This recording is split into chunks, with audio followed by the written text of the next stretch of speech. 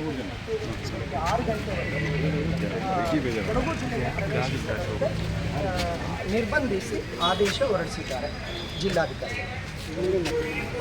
Sir, ಈಗ ಇದು ನಾವು ಕಾನೂನು ಮತ್ತು ಸಂವಿಧಾನಕ್ಕೆ ಗೌರವ ಕೊಡಬೇಕು. ನನಗೆ ಬೈಲ್ಕುಪ್ಪೆಗೆ ಕರ್ಕೊಬಂದು ಅಡಿಷನಲ್ SP ದಿನೇಶ್ ಅವರು ಈ ನೋಟಿಸನ್ನು ಕೊಟ್ಟಿದ್ದಾರೆ. ನಾನು ಈಗ ಇದನ್ನು ಫಾಲೋ ಮಾಡಬೇಕಾಗುತ್ತೆ ಮತ್ತು ನ್ಯಾಯಾಲಯದಲ್ಲಿ ನಾವು ಪ್ರಶ್ನೆ ಮಾಡ್ಕೊಳ್ತೇವೆ. ಮತ್ತು ಇನ್ನೊಂದು ನಾನು ಹೇಳ್ತಾ ಇರೋದು, ಕೇವಲ ನಮ್ಮನ್ನು ಮಾತ್ರ ತಡೆಯೋದಲ್ಲ ಸರ್, MD ಸಮೀರ್ನ ತಡೀರಿ. ಯಾಕೆ ತಾಕತ್ತಿಲ್ಲೇನು ಇಲಾಖೆಗಾಗಲಿ ಸರ್ಕಾರಕ್ಕಾಗಲಿ? ಅವನು ನಿತ್ಯ ಕುತ್ಕೊಂಡು ಮಾತಾಡ್ತಾನೆ. ಗಿರೀಶ್ ಮಟ್ಟಣ್ಣ ಅನ್ನೋನು ನಿತ್ಯ ಕುತ್ಕೊಂಡು ಮಾತಾಡ್ತಾನೆ. ತಿಮ್ಮರೊಟ್ಟಿ ಅನ್ನೋನು ನಿತ್ಯ ಕುತ್ಕೊಂಡು ಮಾತಾಡ್ತಾನೆ. ಅವ್ರನ್ನ ತಡೆಯೋದಕ್ಕಾಗೋದಿಲ್ವ? ಅದು ಪ್ರಚೋದಾತ್ಮಕ ಅಲ್ವಾ?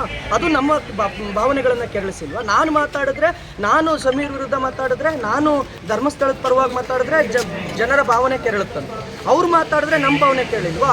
ಸಮೀರ್ ಮಾತಾಡಿದ ಮೇಲೆ ಭಾವನೆ ಕೆರಳೋ ಹೊತ್ತಿಗೆ ನಾವು ಬಂದಿದ್ದು ಕೊಡಗು ಜಿಲ್ಲೆಯಲ್ಲಿ ಹೋರಾಟ ಮಾಡ್ತಾ ಇರೋದು. ಇವತ್ತು ಧರ್ಮಸ್ಥಳ ಭಕ್ತಾದಿಗಳು ಸುಮ್ಮನೆ ಹೋರಾಟ ಮಾಡ್ತಾ ಇಲ್ಲ. ಇದು ನಮ್ಮ ಭಾವನೆಯನ್ನು ಕೆರಳಿಸುವ ಅಥವಾ ಹಿಂದೂ ವಿರೋಧಿಗಳಿಗೆ ಯಾವ ತೊಂದರೆಯೂ ಇಲ್ಲ. ಯಾರು ಧರ್ಮಸ್ಥಳದ ಪರ ನಿಂತಿದ್ದಾರೋ ಅವರನ್ನು ಹತ್ತಿಕ್ಕುವ ಕೆಲಸವಾಗ್ತಾ ಇದೆ. ಸರ್ಕಾರ ನೇರವಾಗಿ SITಯನ್ನು ಶನಿವಾರ ಮಾಡಲ್ಲ ಅಂದರೂ ಭಾನುವಾರ ಏಕಾಏಕಿ SIT ಮಾಡ್ತಾರೆ.